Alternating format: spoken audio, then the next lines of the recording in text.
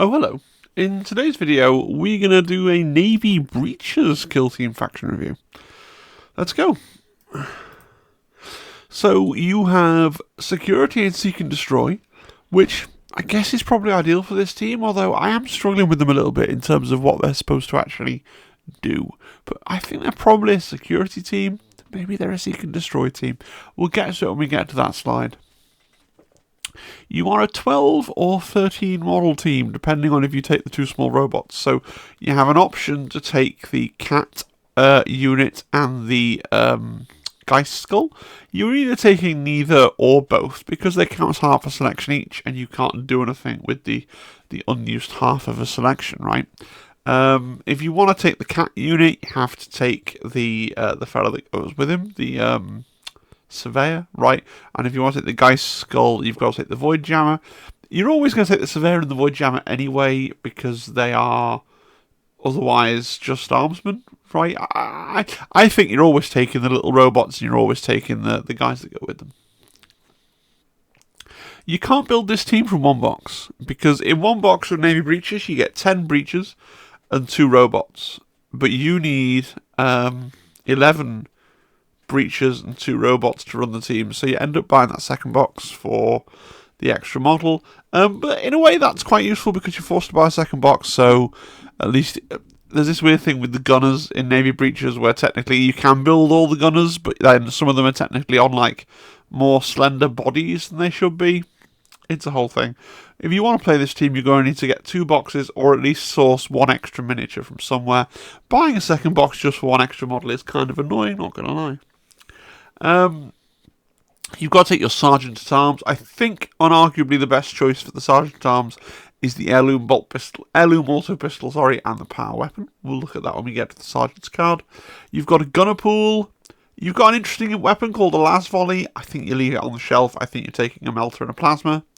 And then we've got all the other specialists. So we take an Axejack, Endurant, Grenadier, Hatchcutter, Surveyor, Void Jammer, a C.A.T unit, a Gheistskull, and 2 Billy Basic Armsmen. Really simple faction rules. Okay, so Void Armor.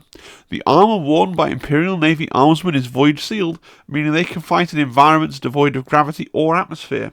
Such armor also serves to protect them from explosive blasts and flaming torrents. Whenever an operative is shooting a friendly Imperial Navy Breach operative, if the ranged weapon in that sequence has the blast or torrent rule, excluding weapons that have a sweeping profile, you can reroll one of your defense dice or up to 2 of your dice if you are the Grenadier. Friendly Imperial Navy Breach operatives aren't affected by the X inches devastating X weapon rule, i.e. devastating with the distance, unless they're the target during the sequence. It's a buff, it just works, it's situational, like maybe your opponent doesn't have any blast or torrent weapons, or any devastating things with the distance, so yeah, remember that you've got it, and remember to use it when it comes up. Your other faction rule is more exciting, is Breach and Clear. So, methodical, professional, and well-drilled, Imperial Navy Breachers work as a unit to breach and clear the corridors and chambers of enemy voidcraft, space hulks, orbital stations, and more. Once per turning point, when a ready friendly Imperial Navy Breach operative is activated, you can use this rule. If you do, select one other ready friendly Imperial Navy Breach operative visible to and within 3 inches of that operative. When this first friendly operative is expended, you can activate that other friendly operative before your opponent activates. So, this is like the one thing the team has that makes them kind of cool. Okay, you've got group activation, but instead of it being locked to your useless mooks with shotguns, you can group activate 2 of your combat specialists, right? Or you can group activate the little robot that can spot for you, and then also like your plasma gun, right? So you have options with this.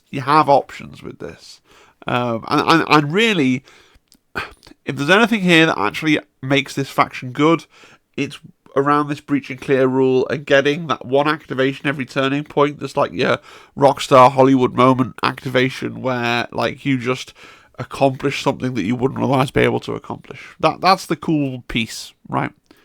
Strategy Ploys. So I'm going to go through the first 2 together. Attack Order and Defense Order. So Attack Order, when directed to assault a designated position, Imperial Navy Breachers achieve their goal through coordination and determination. Place your attack order marker in the kill zone.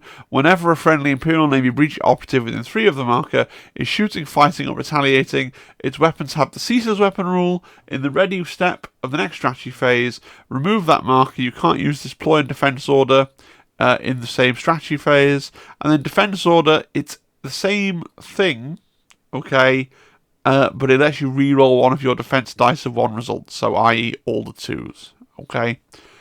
You can only have one of these down either or. They are interesting paired ploys. I think you're going to want to make sure you play one of these every single turn. I feel like you're always going to go for attack order. That could just be me being smooth brain though. The option to go defense order, if you can see from the board state that it's what's going to help you more, is useful. Okay, and this is a decent candidate for your free ploy. One of these is a decent candidate for your free ploy in the scouting phase. Then we got Close Assault.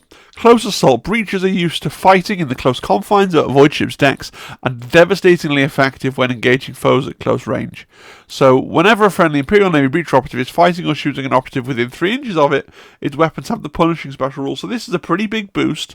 Obviously it's going to come up late in the game, maybe turn 2, certainly turn 3, turn 4, when people are getting really close into you. You're going to consider turning this on, and you're just going to look at the board state and go, well, look, do I find it likely that I'm going to get shots within 3 inches? Cool, I'm going to turn on Close Assault. Then we've got Brace for Counter-Attack. Taking up a defensive stance, the breach is prepared to repel the oncoming enemy. So whenever an operative is shooting against, fighting against, or retaliating against a friendly Imperial Navy breach operative that hasn't performed charge, fallback, or reposition during this turning point, normal and critical damage of 4 inflicts 1 less damage on that friendly operative.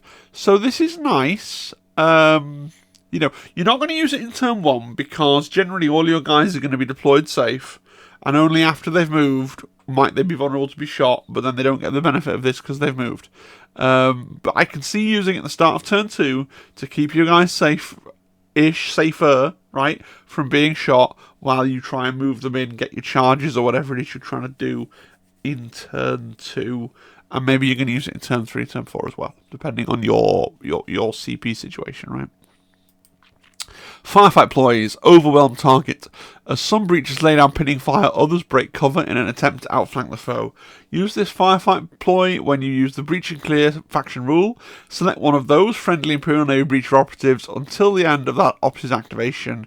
Add 1 to its APL stat. So this really is working in tandem with the core ability of the team, and it's gonna just help try and give you the tools that you need to set up those rockstar moments, those movie moments, the whole thing this team about is getting that one like really fancy activation where you've got 2 models and now one of them can be APL 3 and you're going to activate one then the other, and you're going to try and set up kills on a marine or something like that, or 2 separate models, or capture an objective, or do something each turn that's going to try and swing the game for you that turn with that breach and clear, and again with overwhelm target as well. Blitz. The key to a successful boarding action is speed and violence. Breachers advance quickly, maintaining a rapid rate of fire and cutting down any who block their progress. Use this firefight ploy when a friendly Imperial Navy breacher operative performs the shoot or fight action, and you select an enemy operative within 6 as a valid target or to fight against. If it's the first friendly operative to perform either of those actions during this turning point, and its weapons have the accurate 1 weapon rule for that action, if it's the first friendly operative to be activated during this turning point, you also get Severe. So it's potentially a really strong buff as long as you remember to do it. Right? My worry with this one is that you'll get... Everybody's have those moments where they really want to do something at the start of the turn. They really need to move a guy and get an objective. They really need to do a thing. And they've almost like preloaded while you're doing the strategy phase and everything else. You've like preloaded, like, this is the thing I'm going to do because I don't have any, especially if you've got the initiative, you don't need to wait to absorb what your opponent's going to do. You're like, I'm going to do this, as soon as you win that initiative roll, right, you're like, I'm going to do this, I'm going to do this, I'm going to do this. Just slow down for a minute and remember that you have this, and remember that if you can find someone who, on their first activation, has a shot, they can, for a CP, have accurate 1 and severe, which is pretty good, right? Especially if it's on something like your melter gun, right? So just remember that it's there. Lock it down. Heavily armed and armoured, breaches are adept at holding positions they seize. Use this firefight ploy when a friendly Imperial Navy breach operative is selected. Select one objective marker until the end of the battle, or until you use this ploy again. When determining control of that objective marker, treat the friendly operative's APL stat as one higher. Treat that friendly. Yeah, so it's one objective and one operative, but it does remain in effect for the whole battle. But then you can change it, so it's okay. It's interesting because you can set it on a guy on the middle objective, and then if that guy dies, you can then have to pray another CP to move it to another guy. But it's all right. Yeah, it's all right. It basically gives you a standard bearer that you can move around as you need it, which is, for a CP, which is super fine. Then we've got Deckhand. Spending the vast majority of their lives aboard void ships, breaches are used to fighting their way across decks and through cramped hatchways and bulkheads. Use this firefight ploy during a friendly Imperial Navy breach or operative's activation. If it has an APL stat of 1 or 2, it can perform a free operate hatch action during its activation and can do so during the charge or fallback action. So, hooray, you can charge through a hatch on into the dark. If you play many games aboard the Gallowdark, you'll realise that this is really awesome. A really awesome ploy. You've got 3 combat fellas. You're wanting to use this to charge through a door for free and then fight someone. That's amazing. When you're not playing on board the Gallowdark, it doesn't do anything, right? At all. So, is what it is. And then we got the stat cards, right? So starting with the Sergeant at Arms. So 2 APL, 6 move, 4 up save, 8 wounds. But we are it's a weird team. So the Gunners are also 8 wounds, but the most of the team is 7 wounds. So you have got the +1 wound for being the leader, but some of your other characters also get a +1 wound. That's why I was saying at the start, technically when you build the plastic kit, the Gunners have like chunkier bodies, and you only get one of those chunky bodies per kit, so it's a thing. Well, you get 2 because the shield guy also has a chunky body. So if you have 2 boxes, you can build the 3 gunners and 1 shield guy on the right bodies, which is quite cool. So, bolt pistol versus heirloom auto pistol. The heirloom auto pistol's hitting on 3s, not 4s, has lethal 5 up, but does sacrifice a point of normal damage. The bolt pistol has the 3-4 damage, but has to hit on 4s. I think the auto, I'm not a maths genius, but I think the auto pistol is always going to be better just because of that hitting on 3s and that increased chance to get the crit damage of 4.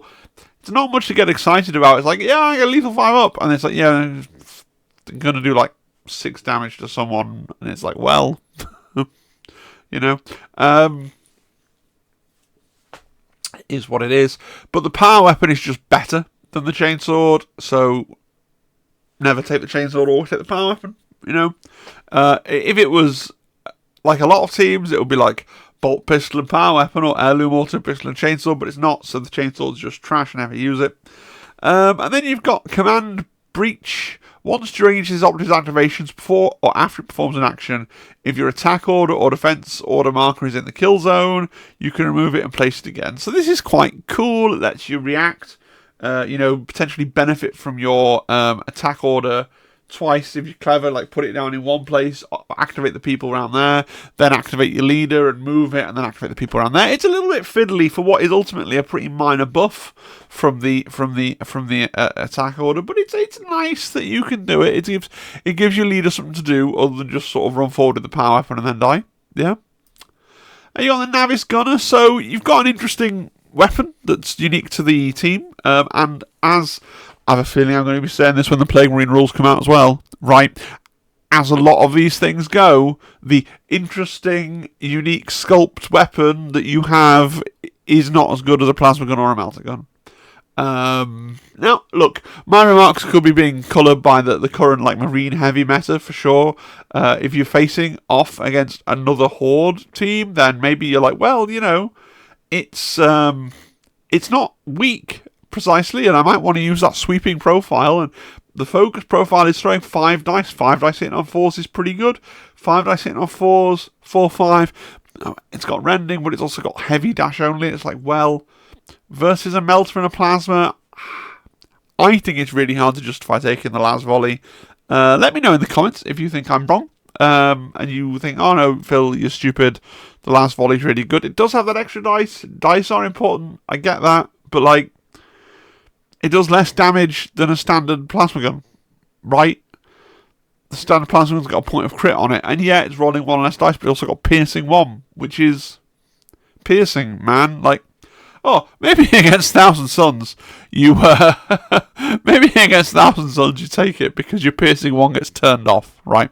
But then again, I think if you're playing these guys into Thousand Suns, what you should actually do is, I'll just grab a beer, man, and just let it wash over you. I feel like this is one of the worst teams in the, like, they're not bad. You can have a really fun game with Navy Breachers, I think, into, you know, Vetguard or Kazakin or Mechanicum, any of the other kind of human teams. But with Marines being as prevalent as they are at the moment, I just feel like this is a team that just gets punched in the face, quite honestly. So, yeah, it's going to vary depending on what you're fighting against. But I think if you're trying to build them and you can't build all 3, you haven't got the spare parts or whatever, Plasma and Melter are probably the way to go. Oh, it's worth saying, remember, the gunner does have an extra wound. He has like 8 wounds as well, which is nice. Right, so we've got the Navis Hatchcutter. So this gives us the basic profile of a guy, right? He's got an auto pistol, which is fine. It's an auto pistol. He's got a chain fist. The chain fist's pretty good, right? 4 dice hitting on 4s, 5, 6. Brutal. Rending is what we like to see.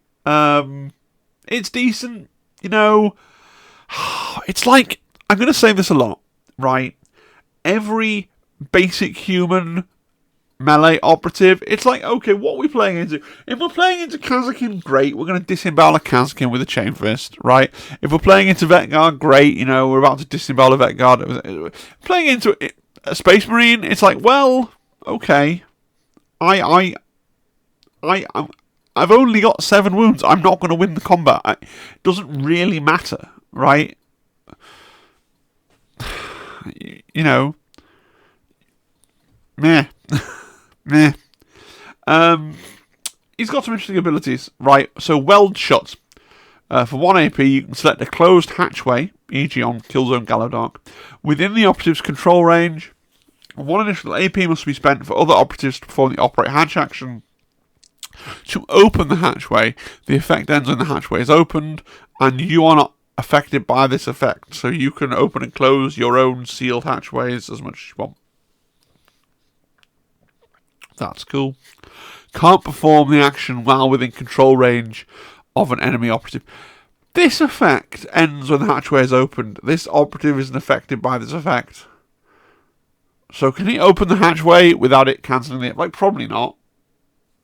Probably not, right? Probably it's still, if he welds it shut and then opens it for some reason, it removes the weld. That would make, like, ludonarrative sense. But I guess if you wanted to be lame and argue the rules, then it would be like, well, but the operative isn't affected by the effect, so is he affected by the... But then, that part, just assume that it gets rid of the weld. It otherwise makes my brain hurt. Cool. And then he's got a breach point for 1 AP. So select the terrain feature within the operative's control range. Place one of your breach markers within this operative's control range and as close as possible to that terrain feature. Whenever an operative is within 1 inch of that marker, it treats parts of that terrain feature that are no more than 1 inch thick as accessible terrain. Okay. An operative. So it works for friends, it works for enemies. You make a door for everyone. Okay, that's cool. He had a similar ability in the previous edition, and I think we established that it didn't work on Gallowdark walls. I haven't checked. I'm going to assume that's still the case, and what they've done is they've given you, okay, so on the Gallowdark he has one ability, on everywhere else he has another ability. But maybe it does work on Gallowdark walls now, who knows? Which could be potentially a bit silly. But yeah, he's fine, right? You're taking him because it's not really a you know, you could not take him and take another flipping Armsman, and the Armsman just aren't great. So yeah, the This team doesn't excite me. I just don't see it. Right? I don't see it. But there we go. Axejack. So again, it's another decentish combat guy. He's got a power weapon. So 4 dice hitting on 3s, 4, 6 lethal, 5 up. So 4 dice hitting on... Yeah, so this guy's hitting on 3s, which is cool. He's going to kill someone. He's going to do some damage, maybe. Probably not going to kill a Marine, but he's going to kill his... anything else in the same weight class as him, right? He's going to kill them, which is nice. And he has some damage reduction, which is fun. So, whenever an attack dice inflicts a damage of 3 or more on this operative during a turning point in which it's performed the charge action, roll 1d6. On a 5, subtract 1 from that inflicted damage. Okay, that's alright. Is there something wrong with me, or is there something wrong with the game? I just can't get excited by anything that's essentially a 7 or 8 wound model that wants to be in close combat anymore. Because I can see, if the team primarily shoots, right, then I can see what it's doing. But if your thing is, I'm going to get into combat, and it's like, cool, and against anything with more wounds than you, you're just going to lose. And you have to be, and, you could be fine with the idea if you're going to charge someone in, you're going to charge in your Axejack, what's going to happen? You're going to hit for 6. You're probably going to get to do a crit and a hit, right? Just like, probably, possibly, yeah, at best, right? So, you do 10, and a Marine doesn't like having 10 damage done to it, then the Marine kills you. And then you charge in, you kill, you sacrifice that model, and then you're maybe able to finish off the Marine with something else that you have, and this is the team where you can have that flexible group activation, so that's cool, and I guess that's what they do. They have to sort of fight with attrition. You throw in your, like, with other teams, when I was reviewing, the Brood Brothers and stuff, and things like that, but they have, like, one, or the Aquilons, they have, like, one combat guy on what's otherwise a shooting team, and you're like, well, the combat guy's probably going to die, but he's going to take someone down to a low number of wounds, and allow me to pick them off with small arms. That's fine, but this team's just like, well, no, your leader's basically a combat guy, right? Your Hatchcutter's a combat guy, Axejack's a combat guy, and then you've got whatever this is. It's just putting a lot of eggs into the throw into combat missile box. Maybe I'm just explaining why I suck at kill team. Like someone's going to come into the comments and go, actually, no, this is how you play this kind of team. It's fine, calm down. Which, please write that. But I just can't. Yeah. If I'm playing a human team, I want to have more guns than this, I think, is basically the thing. Or something else. I don't know. Then there's the Navis Endurant. So he enjoys having a 2-up save and 10 wounds. He's a tank. They're attempting to make a tank. I think it's kind of cute. Can he tank a Space Marine? Maybe he can. Let's see. So he's got a shotgun, which is fine. It can be relentless, which is new and novel. That's fine. He has Breach Wall, so whenever your opponent is selecting a valid target, they cannot select another friendly Imperial Navy breach operative whose base is touching this operative. If this operative has an engage order and is intervening, this rule has no effect if more than one of the friendly operative's base is touching this operative. So, if you ever played the video game Counter-Strike, right, one of the funniest things you could do in that game is you get one guy with the ridiculously heavy machine gun and one guy with the riot shield, and you just hide. You get 3 guys with riot shields, and you hide behind them with big machine guns, and then So you're going to try and do that. You can use them as mobile cover. It's cool. It's cute. Is he good? I don't know. He can also tie up an enemy in combat. How long is he going to tie up a Space Marine for? Well, let's see. He's also got this shield ability. Whenever he's fighting or retaliating with his weapon, each of your blocks can be allocated to block 2 unresolved successes. So you can block. You've got 10 wounds. Yeah, he's going to be annoying. He's an annoying little tanky speed bump thing. That's all. And he can fall back from 1 AP, so once you've tied someone up in combat, if someone makes the mistake of charging you, you don't die, and then you fall back, and then you've used breach and clear so that you fall back, and then hopefully, I mean, all my anecdotes with breach and clear are going to be, and then you melter gun him. There aren't 4 melter guns on your team, so you got to hope the melter gun's in the right place. But hey, the melter gun might well be hanging around with the Endurant moving up together. That's probably what you do, right? So you fall back and then you melter gun the guy, which is what you're going to try and do. So yeah, no, he's pretty cool. It's pretty cool. I'm probably just being overly negative on the breaches here today. You got the Grenadier. This will dispel my negativity. I love a Grenadier. It's like this emerging new class because they just happen to say everybody's got frag crack grenades. Like we had Grenadiers in the previous edition of the game. He was a Grenadier in the previous edition, but just something about the way that implemented it now makes me happy. When the rest of the team's hitting on 4s, the Grenadier comes along to hit on 3s with all his grenades, which is just nice, right? Just lobbing 3-up crack grenades is nice. And then, like all the Grenadiers, he's got this one-use special bomb. His special bomb is a bit It does have piercing 1, which is cool. It's 4-6, which is cool. Heavy reposition only, that's probably fine. I like the Grenadier. The Grenadier knows what he's about. He runs up, he throws grenades. He lives a happy and carefree life. Yeah. Surveyor. Oh, man. I don't like this model. So you've got your Navis shotgun, the weapon of your standard mooks and support characters. 4 attacks, 3 3 range 6, or at long range, just give up. 4 attacks hitting on 5s, 1 2. It's like, way, I tickled you with my shotgun. Cool. This guy's basically a comms. So you got 1 AP, you got a support action, select one other friendly Imperial Navy breach operative, excluding the C.A.T or the Gheistskull, visible to within 6 of this operative, or visible to within 6 of a friendly Imperial Navy breach or C.A.T unit operative, until the end of the operative's next activation. Add 1 to its APL stats. For the purposes of the comms device universal equipment, the operative, the distance is being determined from must control the marker. Look, it's cool, and it's like, yeah, what are you complaining about? It's a comms that can also fire the comms from the C.A.T unit. It's nice, it's not bad, it's almost exciting, but there are other comms operatives in the game for other teams that just don't have a range limitation anymore. So it's like, okay, fine, good. And then you've got remote control for 1 AP. You select one friendly Imperial Navy breacher C.A.T unit. The operative can immediately perform a free action, but it can't move more than 3 inches during the action, which is fine.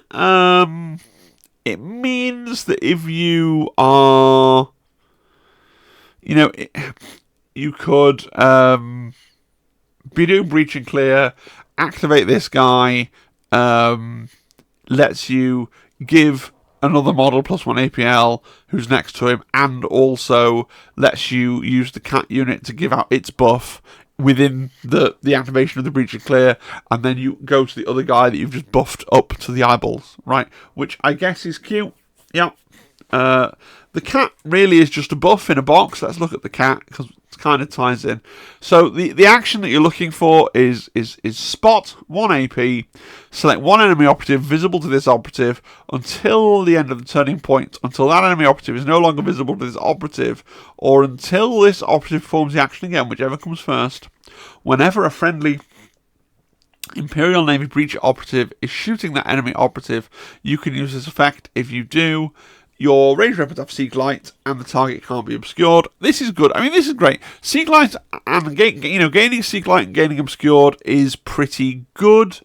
It's quite sad that they can evade it just by moving out of line of sight of the C.A.T unit. But again, that's another use for giving a little extra move to the C.A.T unit with the previous operative.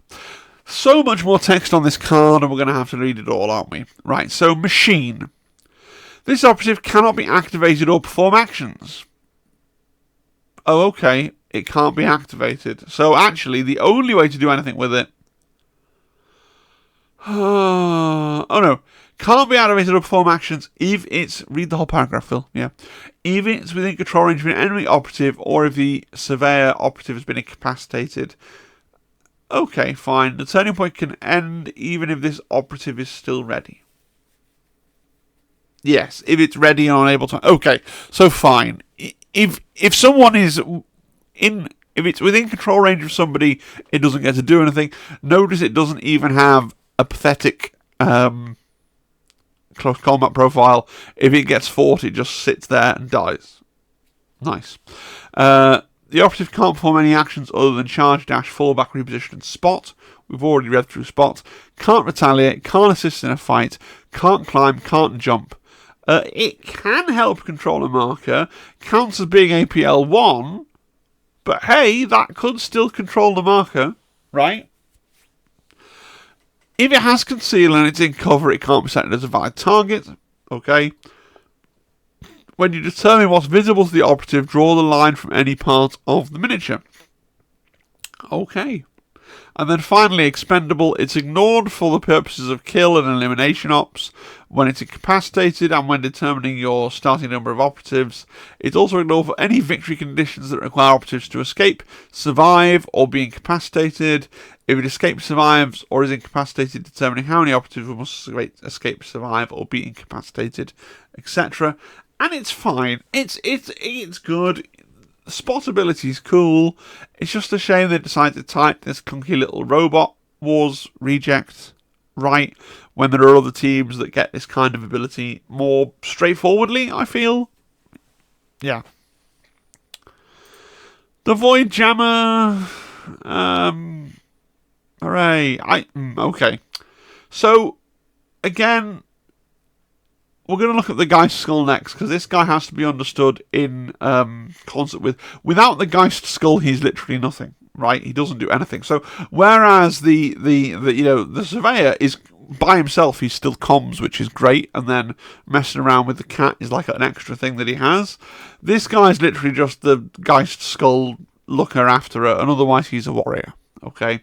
So his thing he can do is detonate, so he can blow up the Gheistskull. It has blast 1 inch, lethal 5 up, limited 1, silence, stun. Okay, fine.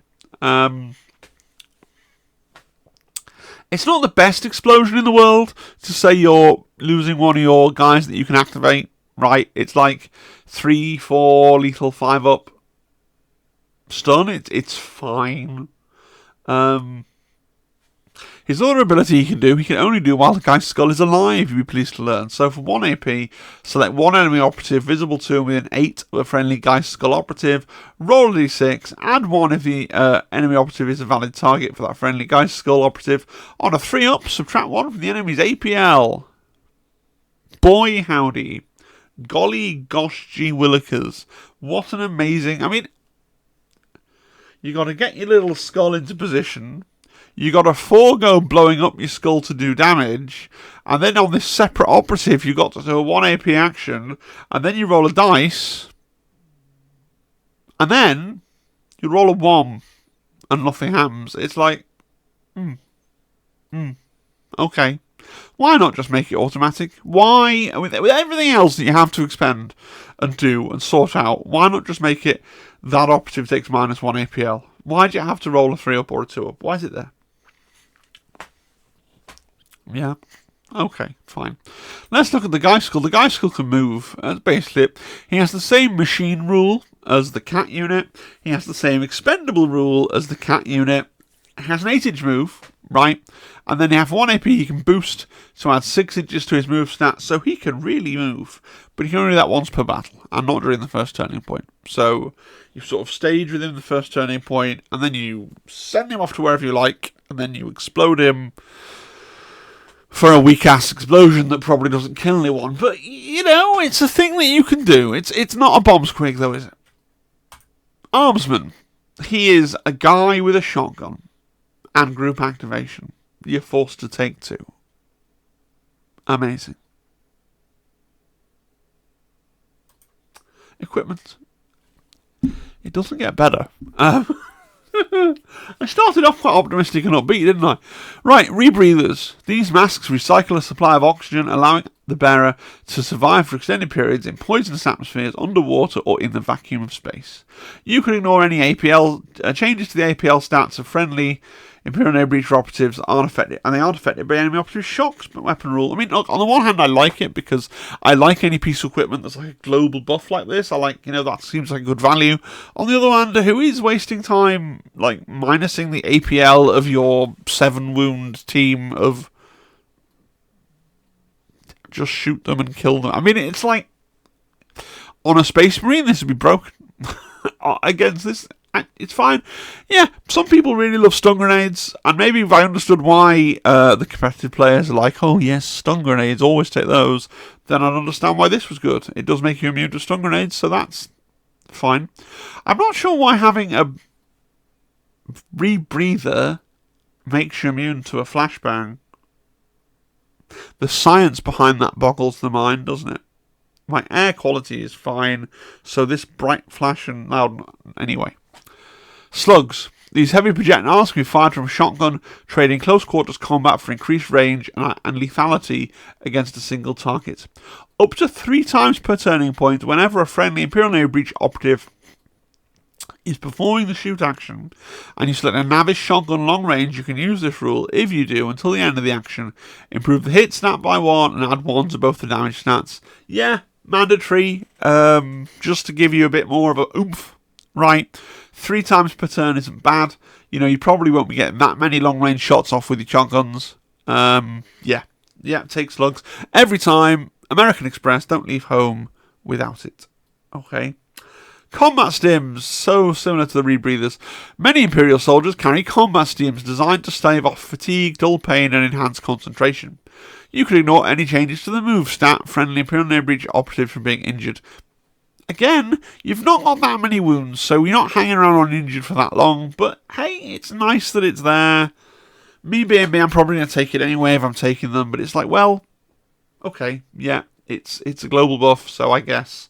But like rebreathers, it just doesn't excite me. I just don't go, oh yeah, I really want that, which is a reaction I often have to equipment lists. And then we got System Override Device. This device, when attached to a cognitive panel, reroutes power away from locking mechanisms that line breaches to force entry. Once per turning point, friendly Imperial Navy Breacher operatives can perform the Operate Hatch action for 1 less AP. Really good on approximately a third of the games in your tournament, if you go into a nice tournament that's running all 3 kill zones, right? And utterly useless if you're not on board the Gallowdock. So it's like they've got 2 or 3 different things that are cool and only work on board the Gallowdock, and that's fine. It just makes them feel really lackluster if they're fighting on Vulcus, doesn't it? Tac Ops. So I had 2 thoughts. The first thought was you're going to try and play Contain because you're a human team. Been over Contain before. You score a VP if they're not in your table half. You score a VP if they're not within 6 of your drop zone. But then it struck me, you're not really a shooty team though. You've got a lot of combat guys, so maybe you try and do Overrun. But there are certainly matchups where you could pull off Overrun, right?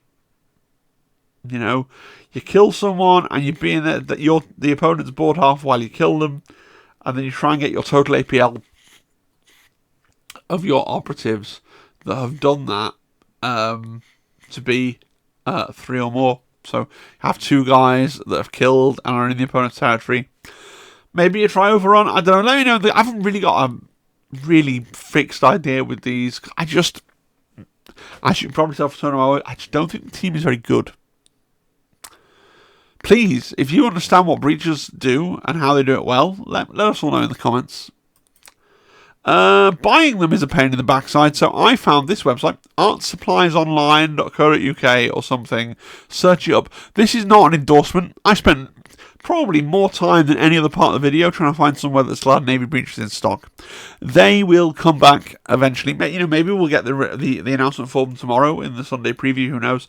They are still waiting their official rebox. So if my video has infused you to the point where you really want to run out and buy breaches, this is a website that will sell you some breaches. Awesome.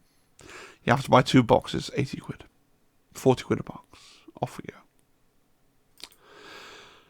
This team doesn't enthuse me. And part of that is a reaction to the Marine heavy meta. I am just not sure how a human team that leans heavily into combat is supposed to achieve things. I've already sort of said this. Against other human teams, I think they can be fun to play. Right? So if the Marines get nerfed, then these guys will become better because there'll be less Marines in the... I don't think Marines will get nerfed to the point where these will have a good matchup into Marines. But if Marines get nerfed, then you're less likely to see Marines, and therefore you'll do better with these, if that makes sense. But let me know, tell me I'm wrong. Obviously want every team to be good. I just don't think these are it. Let me know in the comments.